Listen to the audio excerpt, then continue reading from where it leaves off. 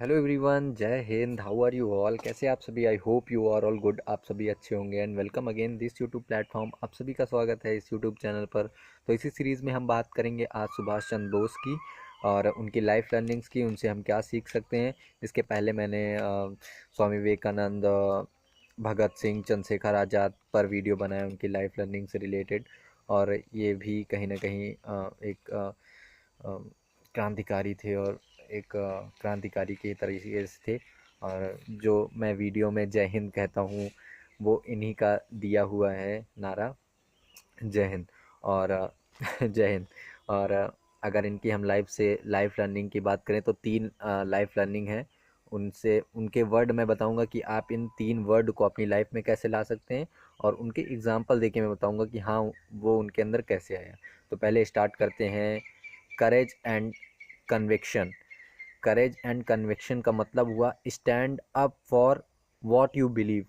मतलब कि आप जो विश्वास करते हो उसके लिए स्टैंड लेना चाहिए और उसे बोलना चाहिए, इम्प्लीमेंट करना चाहिए। Fuck the all the things, है ना। तो ये है, और इसका एग्जाम्पल आप उससे देख सकते हैं जब इंडियन आईसीएस उस समय होता था, इंडियन सिविल सर्विसेज। तब इंग्लैंड में वहाँ पे जाके इसकी परीक्षा होती थी, और उस समय बहुत इंडियन के लिए ये चीज़ निकालना आईसीएस बहुत कठिन होता था। बट उस समय नेताजी ने निकाला आईसीएस को, और इनकी 4th रैंक आई थी। तो ये बहुत ही ये बिलीव करते थे कि हाँ, तो इसका एक एग्ज़ाम्पल है कि देखिए उन्होंने ये बिलीव किया, अपने अंदर सोचा कि हाँ मैं निकाल सकता हूँ, तो वहाँ पे वो गए और उसे वो उन्होंने निकाला। एंड सेकेंड इज़ दैट कि पैशन और purpose. Identify your passion and purpose. अपनी लाइफ में अपने पैशन को आइडेंटिफाई कीजिए। और इसको नेताजी ने इसमें, सुभाष चंद्र बोस जी ने इसमें बहुत ही अपने जो अपना पैशन था वो अच्छे से पहचान लिया था। उन्होंने आइडेंटिफाई कर लिया था कि मेरा पैशन और मेरा पर्पस यही है कि इंडिया को इंडिपेंडेंट करना ब्रिटिश रूल से। तो वे विजनरी लीडर, विजनरी थिंकर थे कि वेरी क्लियर अबाउट इट कि उनका पर्पस और उनका जो पैशन है वो उस पर बहुत क्लैरिटी थी उनको। तो ये दूसरी चीज़ हो गई। And third is and last, risk taking.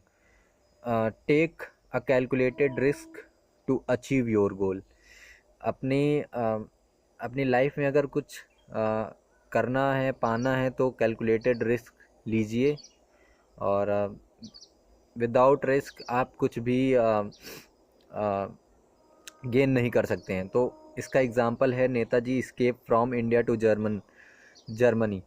When जब उन्होंने सोचा, जब गांधी जी ने असहयोग आंदोलन को स्टार्ट किया, उसके बाद चौरी चौरा कांड हुआ, तो गांधी जी ने असहयोग आंदोलन को वापस ले लिया, जिससे कि जो जो लेफ्ट, जो गरम दल के नेता थे जैसे कि सुभाष चंद्र बोस, भगत सिंह, चंद्रशेखर आज़ाद, तो उससे काफ़ी अपॉइंट हुए कि अभी तो हम उसमें बढ़ चढ़ कर हिस्सा ले रहे थे और गांधी जी ने इस असहयोग आंदोलन को पीछे कर लिया। तो सुभाष चंद्र बोस ने ये सोचा कि अब ऐसे तो आज़ादी हमें मिलेगी नहीं, अब हमें कुछ ना कुछ तो करना होगा। जो इनका शांति का संदेश था, उन्होंने कहा कि हम कर रहे हैं बट अब हमें कुछ ना कुछ इनके खिलाफ़ करना होगा। तो इन्होंने रिस्क लिया जर्मनी जाके।